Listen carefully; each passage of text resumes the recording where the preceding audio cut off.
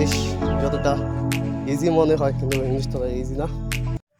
Hello everyone, আসসালামু আলাইকুম। How are you doing বা what are you doing man? So I'm doing fine, but right now I'm going to market.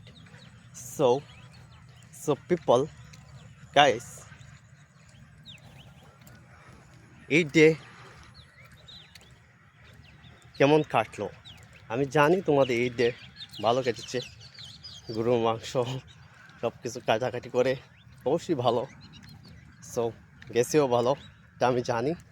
আমিও গরুর মাংস কেটেছি, খুবই কষ্টের বিষয় এবং কাজ করা ভালো, নিজের কাজ নিজে ওয়ার্ক। সো আশা করছি তোমরা সবাই ভালো আছো। বিষয়টা হচ্ছে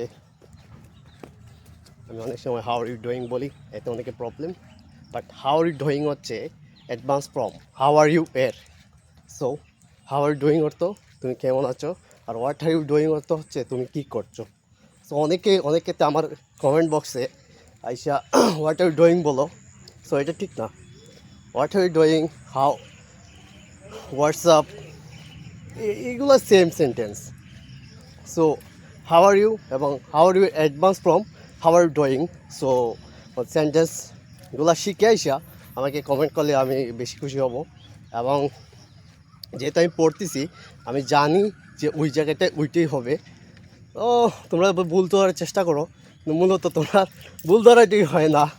তোমরা কী থেকে দিয়ে আইসা আমার কমেন্ট করে ভুল ধরা, আমি আসলে বুঝতেই পারি না তোমরা কি, বুঝলাম না। সো তোমরা জিনিসটা শিখে আইসা আমাকে ভুল ধরার চেষ্টা করো। আমি জানি আমি রাইট, কিন্তু তোমরা অনেক সময় রাইট না। সো আমি আমার মতো করে ইংরেজি ট্রাই করি। ইংলিশ যতটা ইজি মনে হয় কিন্তু ইংলিশ ততটা ইজি না। সো ইংলিশ প্র্যাকটিস করা, ইংলিশ চর্চা করা, ইংলিশে কথা বলা সত্যি কষ্ট, সেন্টেন্স মেক করাটাও কষ্ট। সো আমি আমার ক্ষেত্রে ট্রাই করি English learn, English speak. So guys, ভালো থাকেন, সুস্থ থাকেন। আসসালামু আলাইকুম, দেখা হবে আবার অন্য কোনো ভিডিওতে।